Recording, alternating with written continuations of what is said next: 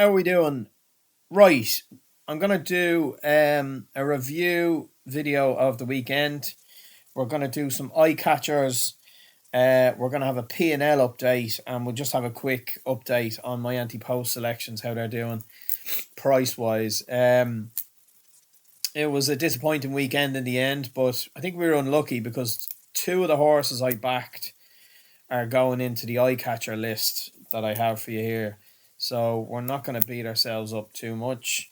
The first horse we have is Jinko Blue. You'll see he finished seventh in the end. He's very lightly raced still. But Brian Hughes gave him a really bad ride, left him with way too much to do towards the business end. He exerted a lot of energy to get himself into second place coming over the second last hurdle. And then obviously all that effort to get himself back in the race paid in the closing stages. The horse, he definitely is, I think he's out still well handicapped. Potentially a Potemps horse. I know he's disappointed at Cheltenham, but there's a big handicap in this fella. Big handicap. Maybe more of a flat track's going to suit him. Windsor, Uttoxeter or Newbury. But we're going to watch this fella. He's got a handicap in him, and I'm excited to see where he ends up. So just to give you an idea of what I'm on about, was the 225, wasn't it?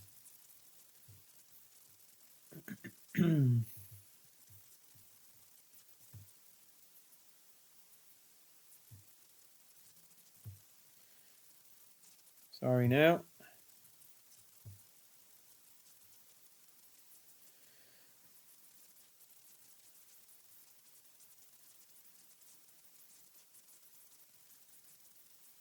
Now look, he's drifted way too back,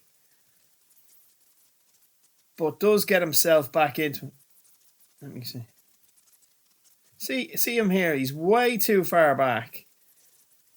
But watch now. He does get himself into second place before the second last, and I'm putting it down as a bad ride by Brian Hughes, and a horse that we need to watch. Okay.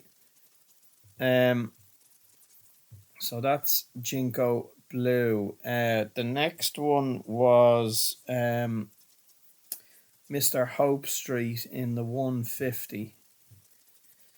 So Mr. Hope Street, Graduation Chase, he managed to give two really good horses, I think, a bit of a fright. He's rated 20 odd pounds inferior. He was only getting £8.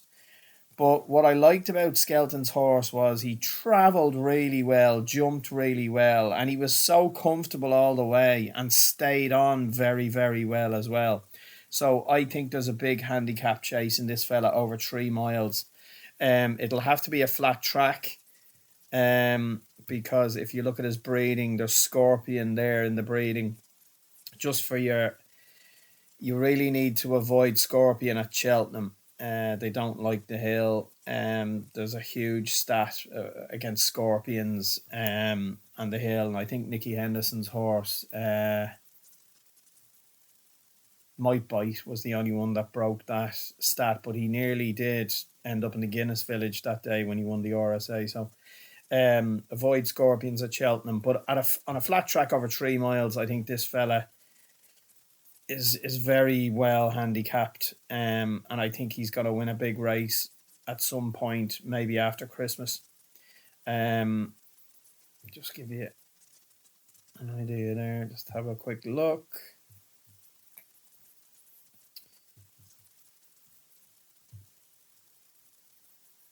Just look how well he travels and how well he jumps. I'm wondering whether Skelton didn't want to get too close to these two, because he just travelled so easy and jumped so well, and I just think there's a big handicap. So that's that. And then the third horse was at Ascot. Another one we backed at the weekend, and it was, what is wrong with this here now? Cop Mask.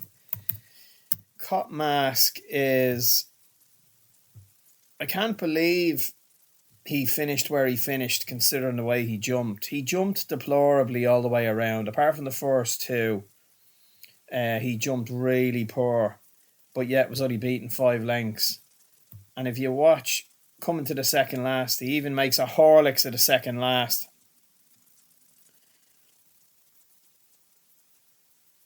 He's still there pitching after jumping deplorably the whole way round. And watch the way he jumps the second last.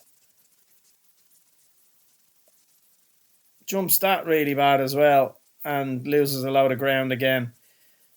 He was beaten 5 lengths, okay? Now, what really interests me is he's rated 131 over fences. Obviously, he'll come down a little bit. If they've a hurdles target for him, he's only rated 115 over hurdles. If I think he could turn up in a really, really good Premier handicap over hurdles and be absolutely chucked in. Because I think he could have won that race on Saturday if he hadn't jumped so poor.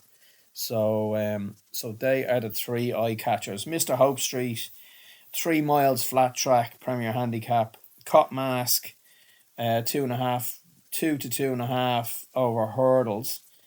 And Jinko Blue, 3 miles over hurdles. They all could run really well in Premier handicaps. So they are going in as eye catchers this week. The profit and loss, I'll just bring up my little... So that's the way we're looking so far. So we have 3 eye catchers there.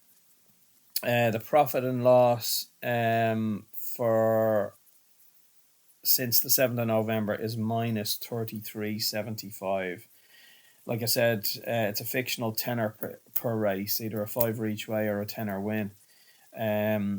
We had Woodhu won for us, but I think we were unlucky. With a couple there, and I'm sure we can turn that round in due course. So the anti-post selections are looking pretty good from the videos. We have Django Boy was advertised at 40 to 1 for the Gold Cup.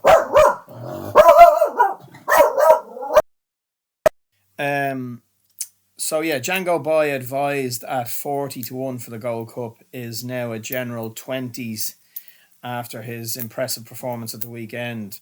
Fancied for the King George, so that's looking really, really good. Champion Chase, Gidley Park advised at 50 to 1 is now priced at 33 to 1. I think he ran really well at the weekend and still sort of hopeful about the Champion Chase for him. Stayers Hurdle, Honesty Policy has been advised at 20 to 1, has been shortened even without running. I know he's quite fancied for Newbury at the weekend in their 3 mile hurdle there. So anti-post selections also looking pretty healthy. So that's it. I am going to do a video on Thursday night, another anti-post preview, and I think what we're going to do is the Mares Hurdle on Thursday night. Okay, thanks a lot.